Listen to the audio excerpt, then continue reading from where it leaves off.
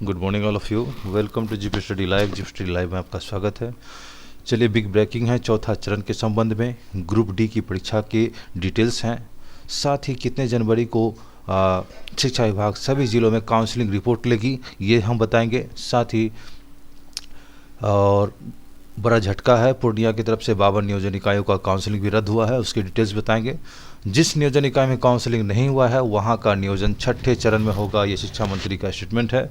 साथ ही 1200 पंचायत शिक्षक नियोजन इकाई में काउंसलिंग आज, और साथ ही counselling up to date details हम इसमें पूरी जानकारी देंगे। तो खबर बहुत बड़ी होने वाली है, आधे घंटे की न्यूज़ होने वाली है। तो चलिए, इस चैनल को जीपी स्टडी लाइव को लाइक, सब्सक्राइब था शेयर जरूर करें और बेल आइकन को प्रेस करके ऑल का ऑप्शन जरूर दबाएं। देखते हैं फुल डिटेल्स इसके साथ। तो यहाँ पर आपको सारी शिक्षक संबंधी सारी न्यूज़ और डिटेल्स में पेपर की सारी जानकारी मिलती है न्यूज़ की। तो चलिए देखते हैं डिटेल्स। देखिए, शिक्षा मंत्री जो है तीसरे राउंड की काउंसलिंग से वंचित अभ्यर्थियों के लिए नई तिथि जल्द, और ये स्टेटमेंट है। शिक्षा मंत्री बोले, बाधा डालने वाले नव निर्वाचित पंचायत प्रतिनिधियों पर भी कार्रवाई का आदेश। छठे चरण के प्राथमिक शिक्षक नियोजन में ऐसी नियोजन इकाई जहां विभिन्न जगहों से तीसरे राउंड की काउंसलिंग तथा शेड्यूल पर नहीं कराई जा सकी है, वहां काउंसलिंग अलग से कराई जाएगी। शिक्षा विभाग बहुत जल्द नई तिथि घोषित करेगा। शिक्षा मंत्री विजय कुमार चौधरी ने विभाग के इस नीतिगत निर्णय को साझा करते हुए बताया कि काउंसलिंग की नई तिथि वर्तमान में जारी तीसरे राउंड की तहत घोषित की जाएगी। शिक्षा विभाग ने यह निर्णय बच्चों के हक में लिया। शिक्षा मंत्री ने बताया कि विभाग ने पाया है कि तीसरे राउंड में अब तक नगर निकाय और प्रखंड स्तरीय कई नियोजन इकाइयों में काउंसलिंग नहीं कराई जा सकी है। मेगा सूची जारी नहीं की गई है, तो कई नियोजन इकाई में स्थानीय अफसर ही अनुपलब्ध रहे, यानी प्रेजेंट नहीं थे। यहाँ तक कि कई नियोजन इकाइयों में पंचायती राज संस्थाओं के नवनिर्वाचित पंचायत पदाधिकारी नियोजन प्रक्रिया में अपेक्षित मदद नहीं की। यहाँ तक कि बिना कारण के भी अरंगा डालने की कोशिश की गई। शिक्षा मंत्री ने बताया कि इन्हें सब जगहों के चलते काउंसलिंग नहीं हुआ, लिहाजा अभ्यर्थियों के हक में शिक्षा विभाग को अलग से काउंसलिंग कराने का निर्णय लेना पड़ रहा है। ये सारी बातें हैं। तो शिक्षा मंत्री गुरुवार को सभी डीएम को ये निर्देश दिया है। नेक्स्ट खबर देखते हैं। सबसे बड़ी खबर है, पूर्णिया में 52 नियोजन इकाइयों की काउंसलिंग रद्द की गई, और पूर्णिया के जिलाधिकारी की रिपोर्ट के आधार पर वहां के 52 नियोजन इकाइयों की काउंसलिंग रद्द कर दी गई। काउंसलिंग रद्द करने के संबंध में प्राथमिक शिक्षक निरीक्षक रवि प्रकाश ने पूर्णिया के जिला शिक्षा पदाधिकारी को पत्र भेज दिया। प्रारंभिक शिक्षक बहाली के लिए थर्ड फेज की काउंसलिंग में गड़बड़ी की शिकायत पर जांच की गई थी। जांच के बाद काउंसलिंग रद्द कर दी गई। और साथ ही बता दें कि 1200 पंचायती इकाइयों में आज होगी काउंसलिंग। तो जिलों के लगभग 1200 पंचायत नियोजन इकाइयों में प्रारंभिक शिक्षक भर्ती के लिए काउंसलिंग शुक्रवार को होगी। आज शुक्रवार है, तो पंचायत नियोजन इकाइयों की काउंसलिंग प्रखंड स्तर पर बनाए गए काउंसलिंग केंद्रों पर होगी। 2 चरणों में 38,000 शिक्षक अभ्यर्थियों का चयन हो चुका है। तीसरे चरण में 1368 नियोजन इकाइयों में 12,495 पदों के लिए काउंसलिंग हो रही है। और भी इसी तरह खबर है, पंचायत शिक्षकों की नियुक्ति की काउंसलिंग आज है। 90,000 प्रारंभिक शिक्षकों की नियुक्ति के लिए चल रहे तृतीय चक्र में काउंसलिंग पंचायत स्तर पर 1 to 5 के लिए लिया जा रहा है। अगली खबर है कि नियुक्ति की प्रक्रिया नवगठित नगर नियोजन इकाई कराएगी। जिले में जिन पंचायत नियोजन इकाई की आंशिक भाग नए नगर परिषद नगर पंचायतों में सम्मिलित हो गया है, या जिन प्रखंडों के कुछ पंचायत नगर निकायों से सम्मिलित हो गए हैं, वहां नियुक्ति की प्रक्रिया 7 जुलाई 21 को जारी विभागीय पत्र के अनुरूप होगी। डीओ मिथिलेश कुमार ने बताया कि जिले में जो पंचायत पूरी तरह से नगर पंचायत में समाहित हो गए हैं या फिर उनका अस्तित्व समाप्त हो गया है, वहां नियुक्ति की प्रक्रिया नवगठित नगर नियोजन इकाई द्वारा विधिवत रूप से कराई जाएगी। बरहड़िया पंचायत पूरी तरह से नगर निकाय में समाहित है। ये खबर आपको सिवान से है। तो डीओ ने बताया कि ऐसे तृतीय चरण में काउंसलिंग के लिए प्रकाशित सूची 28 जनवरी 22 को होने वाली काउंसलिंग में काउंसलिंग में बरहड़िया पंचायत को विलोपित किया गया है। अगली खबर है कि काउंसलिंग के लिए तमाम व्यवस्था के बाद भी प्रखंड स्तर पर आयोजित नियोजन में नहीं आए अभ्यर्थी, फिर नहीं भरे पद। 1128 में 815 सीटें खाली रह गई। ये खबर पटना की है। तो शिक्षा नियोजन छठे चरण में एक बार फिर पद रिक्त रह गए। पटना जिले में प्रखंड स्तर पर 1128 सीटें जो हैं ये नियोजन के लिए किया जाना था, 815 सीटें खाली रह गई। काउंसलिंग के लिए तमाम व्यवस्था के बाद भी अभ्यर्थी नहीं पहुंचे। 3 दिनों तक आयोजित काउंसलिंग के पहले दिन 554 अभ्यर्थियों को बुलाया गया और इसमें मात्र 6 पहुंचे। इसकी एक सीट खाली रह गई। तो एक सीट खाली रह गई और इसके बाद 11 प्रखंडों के 561 रिक्त पदों के लिए 24 जनवरी को काउंसलिंग हुई। इसमें 3552 और अभ्यर्थी को बुलाया गया। इसमें मात्र 168 ही उपस्थित हुए और उसमें मात्र 46 अभ्यर्थी का चयन हो पाया। इसके बाद 25 जनवरी को 561 सीटों के लिए काउंसलिंग आयोजित हुई। इसमें 46,512 अभ्यर्थी को उपस्थिति होना था, लेकिन मात्र 636 ही हो आए। इनमें से 266 को नौकरी मिल गई है। तो आज ग्राम पंचायत शिक्षक नियोजन 28 जनवरी को ग्राम पंचायत शिक्षक नियोजन होगा। इसमें 14 प्रखंड के ग्राम पंचायत शामिल होंगे। पंचायत स्तर पर इसके लिए काउंसलिंग केंद्र बनाए गए हैं। काउंसलिंग 261 सीटों के लिए की जाएगी। हर प्रखंड के लिए अलग अलग काउंसलिंग केंद्र बनाया गया है। सबसे ज़्यादा धनरुआ प्रखंड के लिए 16 रिक्त पद हैं। और आपको बता दें यहाँ पर कि पंचायत स्तर पर इन स्कूलों में बनाया गया था काउंसलिंग केंद्र। तो यहाँ पे देख सकते हैं बहुत सारे केंद्र हैं, यहाँ बनाया गया था। अगली खबर शिक्षा विभाग से है। तो शिक्षा विभाग में भ्रष्टाचार पर नियंत्रण के लिए विभाग स्तर पर गठित निगरानी कोषांग का प्रमुख विशेष सचिव बनाया गया है। तो इसमें जो है मुख्य निगरानी पदाधिकारी बनाए गए हैं सतीश को, और ये सतीश जो हैं नए अधिकारी के रूप में भ्रष्टाचार नियंत्रण के लिए आए हैं। तो सतीश चंद्र झा जो हैं अभी विशेष सचिव सतीश चंद्र झा निगरानी कोषांग के प्रमुख हो गए हैं।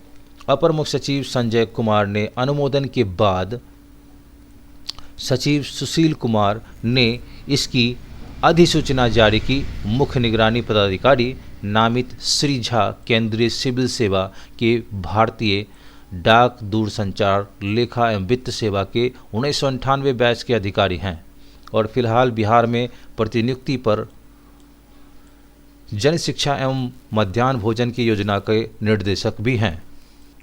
अगली खबर है आपको निकाय चुनाव को लेकर मुख्य सचिव को पत्र लिखेगा आयोग। बिहार में आगामी नगर निकाय चुनाव को लेकर के आयोग बिहार सरकार को मुख्य सचिव को पत्र लिखेगा।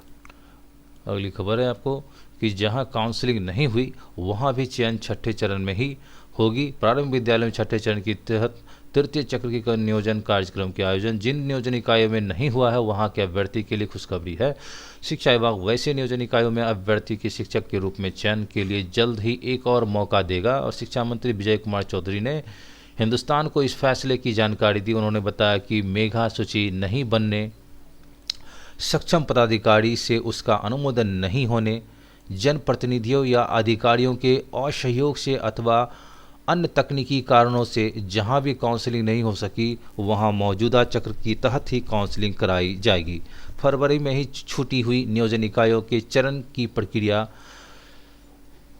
की जाएगी। इसके लिए जल्द ही नई तिथि घोषित होगी। कहा कि मेगा सूची नहीं बनने से अनुमोदन को और काउंसलिंग नहीं होने के उम्मीदवार को कोई गलती नहीं है। नवनिर्वाचित जनप्रतिनिधियों और अपेक्षित सहयोग नहीं किया अथवा पंचायत राज पदाधिकारी को गड़बड़ी के लिए इसके लिए योग्य अभ्यर्थी धैर्य रखें। किसी भी हाल में उनके साथ नाइंसाफी नहीं होगी।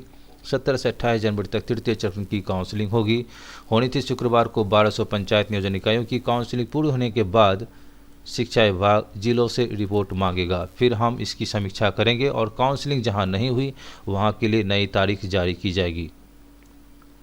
तो शिक्षा मंत्री ने कहा कि जिन जिलों में नवनिर्वाचित जनप्रतिनिधि द्वारा नियोजन प्रक्रिया सहयोग नहीं करने का मामला आया है उन जिलों में डीएम को ऐसे लोगों को चिन्हित करने को कहा गया है।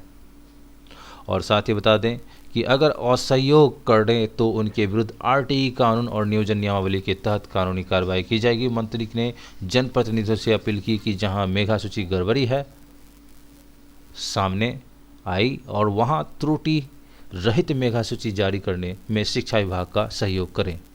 साथ ही आपको जो है ग्रुप डी और एनटीपीसी के एग्ज़ाम के तहत जो है 500 अज्ञात पर केस किया गया है और कोचिंग संचालकों पर अभ्यर्थी को भड़काने का आरोप। खान सर का वीडियो खंगाल रही है पुलिस। राजेंद्र नगर टर्मिनल पर बवाल करने के मामले में 26 पर प्राथमिकी, और इस प्रकार से देख सकते हैं कि 6 कोचिंग संचालक समेत 10 किए गए हैं नामजद भी। यहाँ पर देख सकते हैं कि 10 को नामजद भी किया गया है, 500 पर अज्ञात केस भी हुआ है और 26 पर जो है प्राथमिकी भी दर्ज किए गए हैं। 6 कोचिंग संचालक हैं समेत में। तो देख सकते हैं कि आरपीएफ ने 500 अज्ञात पर केस किया गया है और मामले में जीआरपी और आरपीएफ में भी एफआईआर दर्ज हुआ है। जीआरपी ने उन्हीं 4 अभ्यर्थियों को एफआईआर में नामजद किया गया है जिन्हें पत्रकार नगर थाने की पुलिस गिरफ्तार कर जेल भेज चुकी है। साथ ही 300 अज्ञात पर एफआईआर भी की है। वहीं राजेंद्र नगर टर्मिनल आरपीएफ में 500 अज्ञात पर एफआईआर की है। सभी एफआईआर में इन अभ्यर्थियों का नाजायज मजमा लगाने और यातायात बाधित करने, सरकारी संपत्तियों को नुकसान पहुंचाने, सरकारी कार्यों में बाधा पहुंचाने, लोक सेवक से बदसलूकी करने आदि का आरोप है। तो बता सकते हैं आपको कि हिंसक प्रदर्शन को हो रही थी लाइव स्ट्रीमिंग। कोचिंग संचालकों में पहले ही होगी पूछताछ और एसएसपी मानवजीत सिंह ढिल्लों ने पूरी प्रकरण पर कहा कि रेलवे की संपत्ति की क्षतिग्रस्त किया गया है। 2 दिनों तक विधि व्यवस्था खराब की गई है। इस पूरे प्रोटेस्ट में डिजिटली कंट्रोल किया जा रहा है। पूरी घटनाक्रम की लाइव स्ट्रीमिंग की जा रही है ताकि अधिक से अधिक लोगों तक पहुंचे। पूछताछ में अब तक की जांच में 6 कोचिंग संचालकों में नाम आए हैं, जिनके नाम आए हैं हमने उनका वीडियो फॉलो किया, उसी के आधार पर एफआईआर दर्ज हुआ है। तो उन्हें नोटिस भी भेजा गया है, पक्ष रखने के लिए बुलाया गया है। पुलिस साक्ष्य के आधार पर कार्रवाई करेगी। जिन धाराओं में केस हुआ है उसमें गिरफ्तारी नहीं। अधिवक्ता का कहना है कि हाईकोर्ट के अधिवक्ता प्रभात भारद्वाज ने कहा कि खान सर या अन्य शिक्षकों पर छात्रों को भड़काने का आरोप है। वायरल वीडियो के आधार पर यह आरोप लगाया जा रहा है, लेकिन इसे कोर्ट में साबित करना मुश्किल होगा। इस वीडियो की वजह से ही हिंसा हुई है। जिन धाराओं में पुलिस एफआईआर की है उसमें कड़ी कार्रवाई नहीं की जा सकती। सभी में 2 या 3 साल की सज़ा है, इसलिए आरोपियों को आराम से बेल मिल जाएगा। धारा 353 थोड़ी मुश्किल धारा है, लेकिन उसमें भी सुप्रीम कोर्ट की गाइडलाइन के हिसाब से पुलिस आरोपितों को सीआरपीसी की धारा 41 के तहत नोटिस देगी और बेल बॉन्ड पर आरोपितों को छोड़ दिया जाएगा। तो राजेंद्र नगर टर्मिनल हंगामा तोड़फोड़ आगजनी आरोप में गिरफ्तार 4 अभ्यर्थियों को चौंकाने वाला बयान दिया है कि जेल भेजे गए अभ्यर्थी किशन कुमार, रोहित, राजन और विक्रम के बयान की पुलिस ने वीडियो रिकॉर्डिंग भी की है।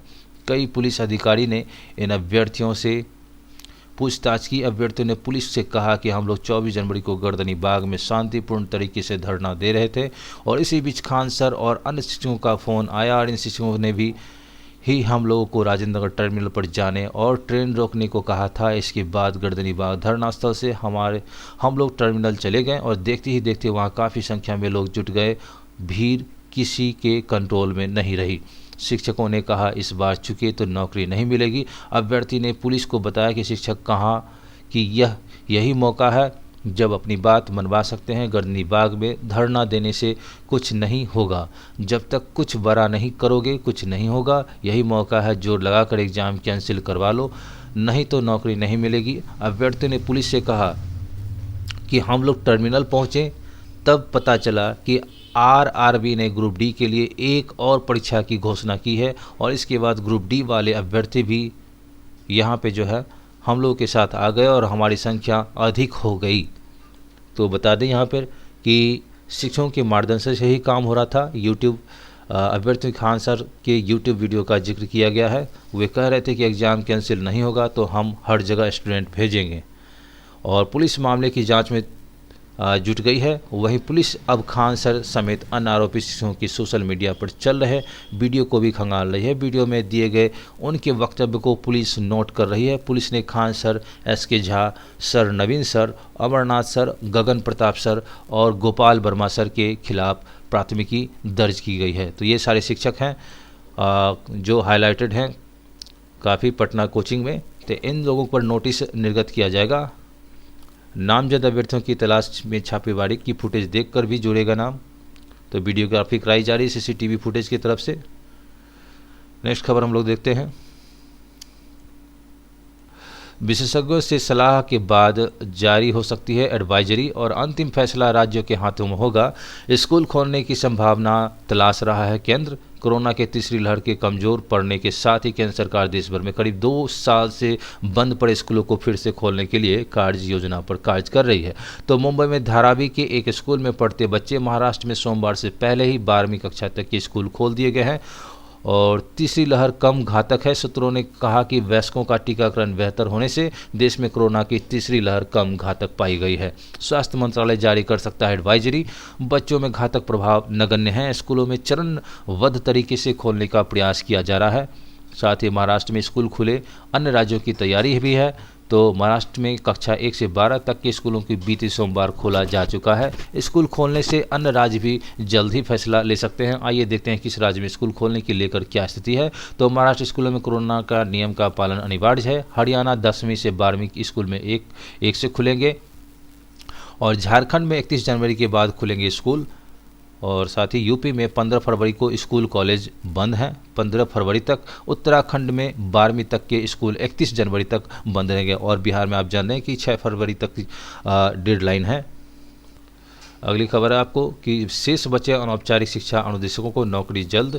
करीब 2 दशकों पूर्व अनौपचारिक शिक्षा अनुदेशकों के पद से हटाए गए लोगों को समूह घ के पद पर सामंजन नियुक्त करने की सुप्रीम कोर्ट के आदेश के अनुपालन में शिक्षा विभाग का जन शिक्षा निदेशालय गंभीरता से जुटा है। पिछले 2-3 साल में बड़ी संख्या में ऐसे पूर्व अनौपचारिक शिक्षा अनुदेशक सेवा में रखे गए हैं। जैसे जैसे जिले, प्रमंडल और सरकार के विभागों से रिक्तियां आ रही है, सामंजन का इंतजार कर रहे लोगों को सेवा में रखा जा रहा है।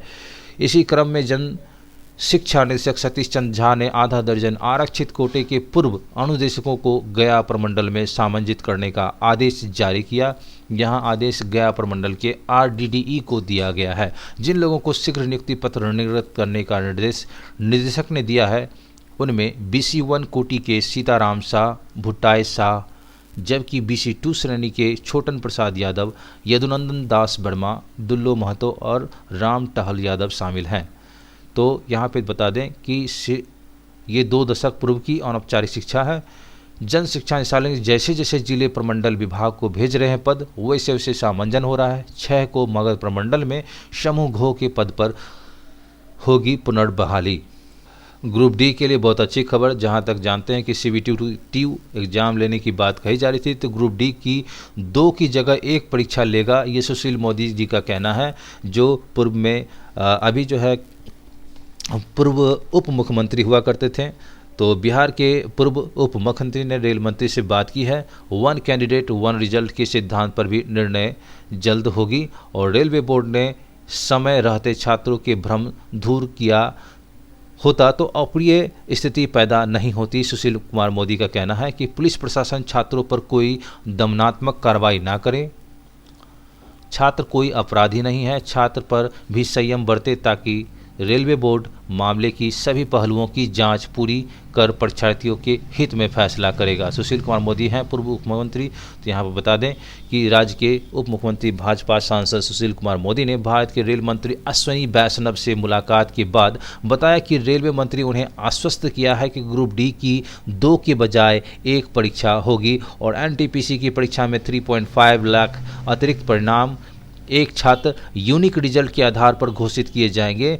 रेल मंत्री ने श्री मोदी को गुरुवार को भरोसा दिलाया कि सरकार छात्रों से सहमत है और उनकी मांग के अनुरूप ही निर्णय जल्द किया जाएगा। श्री मोदी ने रेल मंत्री से आग्रह किया कि NTPC के मामले में 1 कैंडिडेट 1 रिजल्ट के सिद्धांत पर निर्णय किया जाना चाहिए। उन्होंने कहा कि रेलवे बोर्ड ने यह फैसला अचानक लेने से परहेज किया होता और समय रहते छात्रों से भ्रम दूर किया होता तो बिहार में ऐसे अप्रिय स्थिति नहीं पैदा होती। मोदी ने पुलिस प्रशासन से अपील की कि छात्रों पर कोई दमनात्मक कार्रवाई ना करे। छात्र को कोई अपराधी नहीं है। उन्होंने छात्रों के संयम बरतने की अपील की ताकि रेलवे बोर्ड मामले में सभी पहलुओं की जांच पूरी कर परीक्षार्थियों के हित में फैसला कर सके।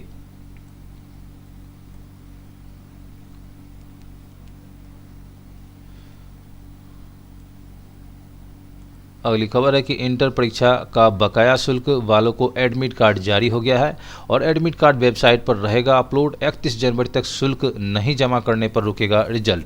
यहाँ बता दें कि 50% वस्तुनिष्ठ प्रश्न रहेंगे, अतिरिक्त उत्तर पुस्तिका नहीं मिलेगी। OMR शीट पर भरने होंगे वस्तुनिष्ठ के उत्तर और उत्तर पुस्तिका में क्रमांक लिखना अनिवार्य होगा।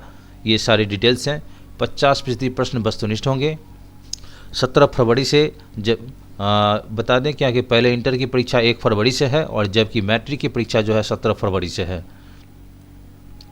और इसमें बड़ी समानता यह है कि दोनों परीक्षाओं में 50% प्रश्न वस्तुनिष्ठ होंगे और उत्तर पुस्तिका में क्रमांक लिखना अनिवार्य होगा। 10 सेट में होगा इसका।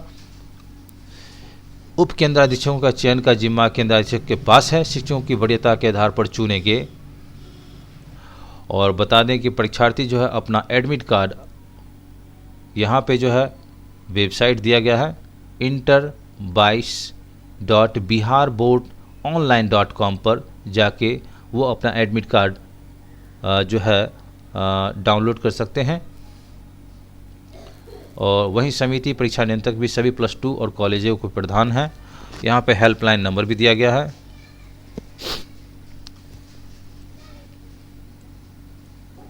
तो इसकी डिटेल्स आप देख लेंगे। अगली खबर रेलवे से ही है। अब छात्रों को अप्रैल मई तक करना होगा इंतज़ार, क्योंकि ये जो विधि व्यवस्था चरमराई है, आरआरबी ने जो है के द्वारा जो परीक्षा पर कमेटी गठित करने और छात्रों का पक्ष लेने के बाद पूरी परीक्षा को फिर से रीशेड्यूल किया जाएगा। रेल मंत्रालय के द्वारा अभी कमेटी गठित की गई है। कमेटी के 4 मार्च तक रिपोर्ट देनी है। ऐसी स्थिति में अब छात्रों को परीक्षा के लिए इंतजार करना पड़ेगा। उम्मीद जताई जा रही है कि 5 राज्यों में चुनाव के बाद ही परीक्षा आयोजित कराई जाएगी। अब परीक्षा की उम्मीद जो है आपको अप्रैल मई में है, ऐसी उम्मीद है। आरआरबी एनटीपीसी की परीक्षा छात्रों को भड़काने के आरोप में शिक्षकों पर प्राथमिकी भी दर्ज की गई है। जैसा कि हम लोगों ने बताया, शिक्षकों पर केस भी दर्ज हुआ है। छात्रों में भी काफ़ी आक्रोश है, विरोध भी जताया गया है। ऑफ कोचिंग एसोसिएशन जो है कोचिंग एसोसिएशन ऑफ बिहार शिक्षकों ने भी दर्ज कराई प्राथमिकी का विरोध किया और आरआरबी ने सही तरीके से तथ्यों को नहीं रखा, जिसकी वजह से विवाद हुआ। आरआरबी को समझाना चाहिए था। ये सारे चीज़ हैं। अब चूँकि डिजिटल आंदोलन है। रेलवे की तरफ से एक और ख़ास खबर है कि 1 जनवरी 2019 में निकाले गए थे विज्ञापन के अनुसार अगर कोई समस्या है तो रख सकते हैं छात्र। रेलवे अभ्यर्थी ने ईमेल या शिकायत कोषांग में जाके दर्ज करा सकते हैं आपत्ति अपना, और यहाँ पर ईमेल का भी ऑप्शन दिया गया है। तो आरआरबी द्वारा 1 जनवरी 2019 से विज्ञापन के अनुसार छात्रों को किसी तरह की समस्या हो तो वह अपनी बातों को समिति के समक्ष रख सकते हैं। ईमेल या शिकायत कोषांग के जरिए शिकायत दर्ज कर सकते हैं। रेलवे के अनुसार पूर्व में जारी CEAN 1/2019 एनटीपीसी के प्रथम चरण CBT के परिणाम और शॉर्टलिस्टेड किए गए मौजूदा उम्मीदवारों को प्रभावित किए बिना दूसरे चरण की CBT के लिए उम्मीदवार को शॉर्टलिस्ट करने पर विचार किया जाएगा। वहीं ग्रुप डी भर्ती CEN RRC 1/2019 में दूसरे चरण की CBT के शामिल करने पर क्या समस्या है, इस पर छात्र आपत्ति दर्ज करा सकते हैं। ईमेल के अलावा विभिन्न आरआरबी के सभी अध्यक्षों को भी अपनी मौजूदा चैनल के माध्यम से उम्मीदवारों को शिकायतों को प्राप्त करने, इन शिकायतों के संकलित करने और उच्च अधिकार समिति को भेजने का निर्देश दिया है।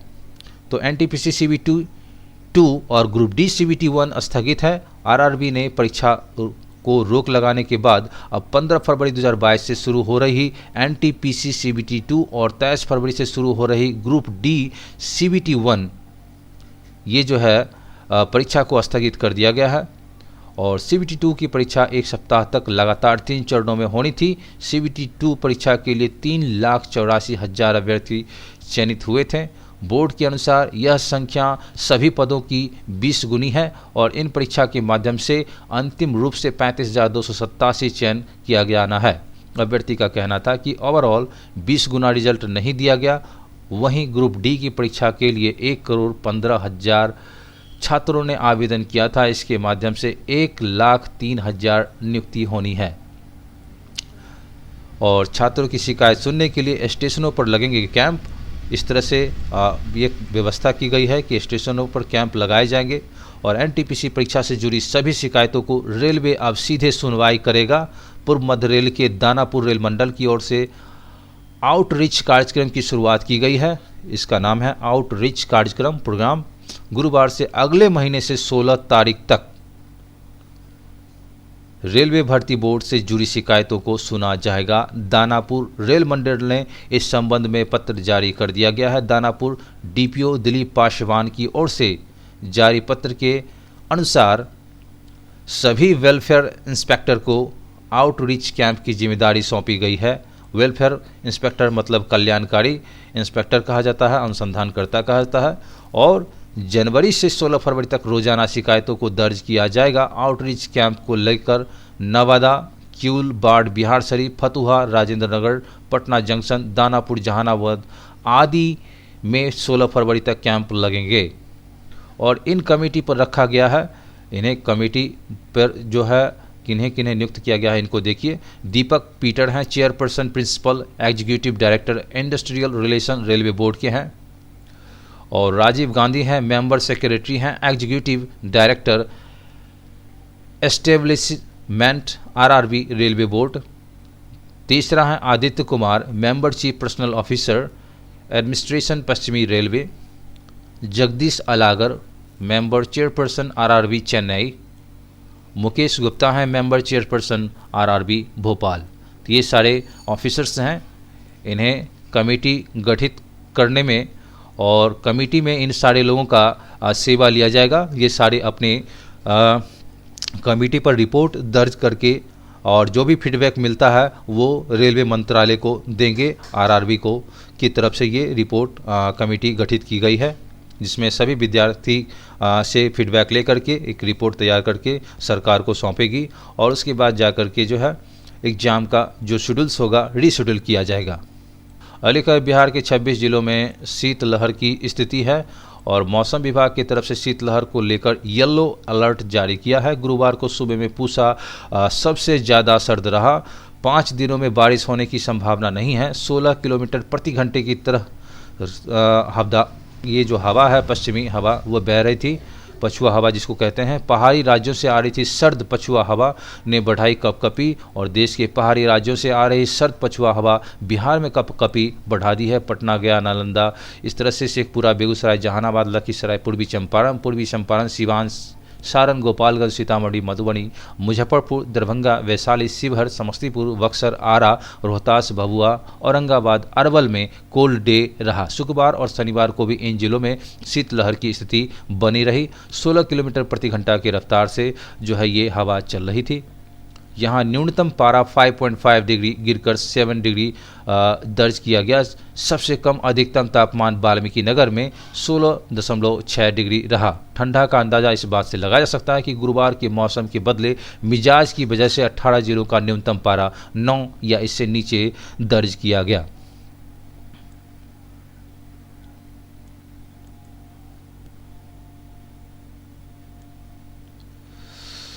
अगली खबर है कि अप्रैल में आपको सीडीएस जो हैं इन्हें नियुक्त हो रहे हैं। तो नरमने जो हैं ये जनरल बिपिन रावत की जगह जो है नरमने अब ये स्थान लेंगे, चूँकि बिपिन रावत का जो है वो शहीद हो चुके थे और उनको वो जो है हेलीकॉप्टर दुर्घटना में क्रैश हो चुका था। तो नए सीडीएस की नियुक्ति हो रही है। इनको लेकर माना जा रहा है कि सेना प्रमुख जनरल मनोज मुकुंद नरवणे, इनका पूर्ण नाम है मनोज मुकुंद नरवणे, ये जनरल हैं, प्रमुख जनरल सीडीएस के पद पर ही जाएंगे। नया सीडीएस बनाया जा सकता है इनको। हालांकि नरवणे का कार्यकाल पूरा होने की अभी 3 माह का समय शेष है। कयास लगाए जा रहे हैं कि नए सीडीएस की नियुक्ति ऐलान अप्रैल में हो सकता है। और आपको बता दें कि ये जो हैं देश के पहले सीडीएस बिपिन रावत के पिछले महीने हादसे में मृत्यु के बाद से नए सीडीएस की नियुक्ति को लेकर अटकलें तेज थी, पर करीब 1.5 महीने गुजर जाने के बाद भी सरकार ने इस पर कोई निर्णय नहीं लिया।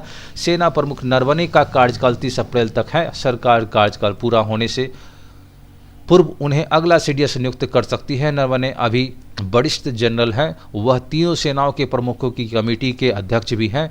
सूत्रों का कहना है कि सेवारत जनरल और उसके समक्ष समकक्ष अधिकारी को CDS नियुक्त किया जा सकता है, जिसमें नौसेना एवं वायुसेना के प्रमुख आते हैं। अगली खबर सोशल मीडिया से संबंधित है। तो सोशल मीडिया में व्हाट्सएप के बारे में आप जानते होंगे, हम लोग व्हाट्सएप यूज करते हैं, जिससे मैसेज, वीडियो और कॉल चैटिंग, वीडियो चैटिंग, ये सारी चीज़ करते हैं। तो एडमिन डिलीट कर सकते हैं ग्रुप मैसेज, और ये खबर आ रही है। तो वाशिंगटन से है ये खबर। व्हाट्सएप जल्द ही एक नई सुविधा शुरू करने वाला है। इसमें ग्रुप एडमिन सभी के मैसेज डिलीट कर सकते हैं। नए फीचर से ग्रुप एडमिन के पास उस मैसेज को हटाने की पावर दिया गया है, शक्ति दिया गया है, जो समूह की विचारधारा के साथ तालमेल नहीं रखते हैं, और इससे पहले कि हर कोई इसे देख सके वे मैसेज को हटा सकते हैं। वेब टेनिफो के मुताबिक व्हाट्सएप अब जल्द ही ग्रुप मैसेज को डिलीट करने की सुविधा एंड्रॉयड यूजर्स के लिए उपलब्ध होगा। ग्रुप एडमिन द्वारा किसी भी मैसेज को हटाए जाने के बाद सदस्यों को एक नोट के माध्यम से ये सूचना भी प्राप्त होगी कि अमुक मैसेज एडमिन के द्वारा हटाया दिया गया है। और आपको बता दें कि इससे अन्य सदस्यों को जानने की मदद मिलेगी कि किस एडमिन ने मैसेज को डिलीट किया है। एक बार रोल आउट होने के बाद ग्रुप एडमिन के लिए अश्लील या आपत्तिजनक मैसेज को हटाना आसान हो जाएगा। यह ग्रुप के हितों के खिलाफ जाने वाले संदेशों को हटाने में भी एडमिन की मदद करेगा। तो बता दें कि 7-8 दिन बाद मैसेज डिलीट का विकल्प मिलेगा। वर्तमान में उपयोगकर्ता के पास केवल 1 घंटे 8 मिनट और 16 सेकेंड पहले तक भेजे गए मैसेज को हटाने का विकल्प होता है। बता दें कि वर्तमान में उपयोगकर्ता के पास जो है केवल 1 घंटे 8 मिनट और 16 सेकेंड पहले तक भेजे गए मैसेज को डिलीट करने या हटाने का विकल्प होता है। जल्द ही यूजर्स को मैसेज भेजने के 7 दिन बाद मैसेज डिलीट करने का विकल्प मिलेगा। तो बता दें यहाँ पर कि व्हाट्सएप फीचर्स ट्रैकर वेब टेनिफो ने बताया कि व्हाट्सएप अब भविष्य के अपडेट में समय सीमा को 7 दिन और 8 मिनट तक करने की योजना बना रहा है। तो ये खबर आपको सोशल मीडिया से थी, जो वाशिंगटन से खबर आई थी। अगली खबर, छात्रवृत्ति के लिए 288 करोड़ जारी किया गया है, और ये प्रारंभिक स्कूल में पढ़ने वाले अनुसूचित जाति, अनुसूचित जनजाति, मुसहर, भुइयां समेत के छात्र छात्राओं को मौजूदा वित्तीय वर्ष में छात्रवृत्ति के लिए 75% हाजिरी की अनिवार्यता को शिथिल कर दिया गया है। योजना का लाभ इन बच्चों को पहुंचाने के लिए गुरुवार को 288 करोड़ 21,73,000 विमुक्त कर दिए गए हैं। अगली खबर है आपको कि केंद्रीय कोटा नामांकन के लिए आज जारी होगा रिजल्ट। केंद्रीय कोटे के तहत नीट यूजी काउंसलिंग की प्रक्रिया जारी है। 24 जनवरी तक चॉइस लॉकिंग करने वाले छात्रों को रिजल्ट 28 जनवरी को जारी होगा। मेडिकल काउंसिल कमेटी MCC ने गुरुवार को नोटिस जारी कर कहा 28 जनवरी तक सुबह 10 बजे तक फाइनल रिजल्ट जारी कर दिया जाएगा। रिजल्ट पर आपत्ति होने पर तुरंत mccresultquery@gmail.com पर मेल कर सकते हैं, और चयनित स्टूडेंट को 29 जनवरी को सीट अलॉटमेंट लेटर जारी कर दिया जाएगा। तो 29 जनवरी को सीट अलॉटमेंट जारी कर दिया जाएगा, और ये पूरी प्रक्रिया MCC की वेबसाइट पर ऑनलाइन होगी। छात्रों को 30 जनवरी से 4 फरवरी तक आवंटित कॉलेज में अपना दस्तावेज फीस के साथ रिपोर्टिंग कर एडमिशन लेना होगा। देश में MBBS वो समकक्ष सीटों पर इसके तहत एडमिशन ले सकते हैं। MBBS, BDS और BSc नर्सिंग नीट के 15% all India quota, deemed central university की 100% सीट, ESI AFMS की प्रवेश सीटों के लिए यह काउंसलिंग है। अगली खबर है, सभी शैक्षिक संस्थान 15 तक उच्च शिक्षा सर्वे में शामिल हों। राज्य के सभी उच्च शैक्षिक संस्थान को भारत सरकार द्वारा कराए जा रहे अखिल भारतीय उच्च शिक्षा सर्वेक्षण AIHSE 2022 में हर हाल में अपने पूर्व विवरण के साथ 15 जनवरी तक हर हाल में शामिल होने का निर्देश शिक्षा विभाग ने दिया है। AIHSI के 11वें सर्वेक्षण को लेकर शिक्षा विभाग के अपर मुख्य सचिव संजय कुमार की अध्यक्षता में गुरुवार की बैठक हुई, और बैठक में सभी परंपरागत विश्वविद्यालयों के कुलपति को से जुड़े विदित हो कि AIHS हर साल आयोजित किया जाता है। और आपको बता दें कि बैठक में प्रमुख सचिव ने संजय कुमार से कहा कि वर्तमान में उच्च शिक्षा बिहार का सकल नामांकन अनुपात यानी GER जिसको बोला जाता है 14.5% है, जिसे और अधिक बढ़ाए जाने की आवश्यकता है। श्री कुमार ने बैठक में शामिल सभी कुलपतियों से अपेक्षा की कि वो ससमय अपने विश्वविद्यालय एवं अधीनस्थ महाविद्यालय और शैक्षणिक संस्थानों के आंकड़े की पूर्ण प्रविष्टि 15 फरवरी तक अवश्य करा दे। मौके पर राज्य के AIHSE समिति के अध्यक्ष शिक्षा सचिव अशंगवा चुआ आओ ने भी मौजूद थे। अगली खबर है कि मैट्रिक परीक्षा फॉर्म शुल्क 5 तक है और पंजीयन और परीक्षा फॉर्म शुल्क जमा नहीं करने वाले परीक्षार्थियों को 5 फरवरी तक समय दिया गया है। और बोर्ड की माने तो छात्रों को 20 जनवरी तक समय शुल्क जमा करने को दिया था, ऐसे छात्रों के लिए तिथि बढ़ाई गई है। और निकाय चुनाव को लेकर जो है मुख्य सचिव पत्र लिखेगा आयोग। अगली खबर कोवैक्सीन से है। कोवैक्सीन कोविशील्ड की बाजार में बिक्री को सशर्त मंजूरी मिल गई है। भारत के दवा नियामक गुरुवार को वयस्क आबादी में उपयोग के लिए कोविड-19 टीकों कोविशील्ड और कोवैक्सीन को कुछ शर्तों के साथ बाजार में बिक्री की मंजूरी दे दी गई है। और केंद्रीय स्वास्थ्य मंत्री मनसुख मांडविया ने गुरुवार को ट्वीट कर यह जानकारी दी। अब निजी अस्पताल सीधे इन टीकों को कंपनियों से खरीद सकेगा और निर्धारित नियमों के तहत लगा सकेंगे। अब तक इनके आपात इस्तेमाल की मंजूरी थी। सरकार ने कहा कि दोनों टीकों खुले बाजार में उपलब्ध होने से लोगों की टीकों तक पहुंच आसान होगी, लेकिन लोगों को पहले की भांति कोविन पोर्टल पर पंजीकरण कराना होगा। यह अस्पताल की जिम्मेदारी होगी कि वह मौजूद गाइडलाइन के अनुसार ही टीके का इस्तेमाल सुनिश्चित करे। दामों की कमी उम्मीद है और मंजूरी के तुरंत बाद पदस्थ सूत्रों ने कहा कि दोनों टीकों को निजी अस्पतालों में पूर्व निर्धारित अधिकतम खुदरा मूल्य MRP उपलब्ध होगी और लोग उन्हें खरीद सकेंगे। उम्मीद व्यक्त की गई है कि आने वाले समय में प्रतिस्पर्धा के चलते इसमें मौजूदा दामों में कमी आएगी। अमेरिका ब्रिटेन में ही इजाज़त है। विश्व स्तर पर प्रमुख नियामकों में केवल अमेरिकी खाद्य एवं औषधि प्रशासन यानी USFDA और ब्रिटेन की दवा और स्वास्थ्य उत्पादक नियामक एजेंसी MHRA ने फाइजर और एस्ट्राजेनेका को क्रमशः उनके कोविड-19 टीकों के लिए सशर्त विपणन मंजूरी प्रदान की है। अगली खबर की NTPC की वैकेंसी 4 साल पर आई और ग्रुप डी की परीक्षा 3 साल में शुरू नहीं। और यही हाल है। RRB का कोई परीक्षा कैलेंडर नहीं होने से भी अभ्यर्थी होते हैं परेशान। एक परीक्षा प्रक्रिया पूरी होने लग जाते हैं 3 से 4 साल। वर्ष 2019 में आया था स्नातक NTPC का विज्ञापन, इसके पहले 2015 में आया था और ग्रुप डी का विज्ञापन 2019 में जारी होने के बाद 3 बार हो चुका है संशोधन। उम्र सीमा खत्म होने से होते हैं परेशान और ग्रुप डी के लिए 3 बार हो चुका है संशोधन। तो ये सारी खबर हैं। अगली खबर की 1 फरवरी आयोजित इंटर परीक्षा को लेकर सभी केंद्राधीशों को अटेंडेंस शीट एडमिट कार्ड के फोटो से मिलान पर ही प्रवेश मिलेगा। अटेंडेंस शीट और एडमिट कार्ड के फोटो से मिलान पर ही प्रवेश मिलेगा। टीकाकरण के बिना एडमिट कार्ड नहीं देने पर आक्रोश है। और बता दें कि इंटर परीक्षा जो है इसमें 60,000 शिक्षक बने हैं वीक्षक और इंटर परीक्षा को महज 5 दिन हो गए हैं। ऐसे में सभी जिला शिक्षा कार्यालय द्वारा तैयारी को अंतिम रूप दिया जा रहा है। बिहार बोर्ड निदेशालय जिलावार शिक्षकों की परीक्षा ड्यूटी के लिए स्कूल चिन्हित किया गया है। इस बार इंटर परीक्षा में लगभग 60,000 शिक्षकों की वीक्षक बनाया जाएगा और कौन शिक्षक किस स्कूल में परीक्षा कार्य में योगदान देंगे, इसके लिए DEO कार्यालय द्वारा शिक्षकों के नाम की लॉटरी निकाली गई है। लॉटरी के बाद ही जिन शिक्षकों की ड्यूटी जिस स्कूल या कॉलेज में लगेगी उन्हें संबंधित स्कूल या कॉलेज में जाना होगा। और साथ ही बता दें कि ज्ञात हो कि कदाचार मुक्त परीक्षा के लिए बिहार बोर्ड द्वारा हर शिक्षक को उन्हें मूल विद्यालय से हटाकर दूसरे स्कूल में वीक्षक बनाया जाता है। तो यही कुछ खबर थी, बिग ब्रेकिंग आपके बीच हम लेकर के आए चौथा चरण के संबंध में। और जिस नियोजन इकाई में काउंसिलिंग नहीं हुआ वह नियोजन 6ठे चरण में शिक्षा विभाग। और इतने साथ ही बता दें कि आपको 28 जनवरी आज है और 28 जनवरी के बाद शिक्षा विभाग सभी जिलों से काउंसलिंग रिपोर्ट भी लेगी और 1200 पंचायत नियोजन की इकाइयों में काउंसलिंग आज है। तो ग्रुप डी की परीक्षा 2 की जगह 1 परीक्षा लेगी। ये सुशील कुमार मोदी जी ने रेलवे मंत्रालय से बात की है, चौथा चरण के संबंध में भी है। तो मिलते हैं टीचर संबंधी फिर नई खबर लेकर के।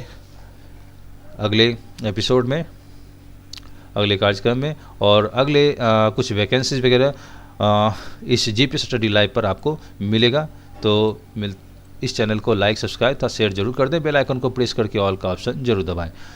तब तक के लिए स्वस्थ रहें, खुश रहें, धन्यवाद।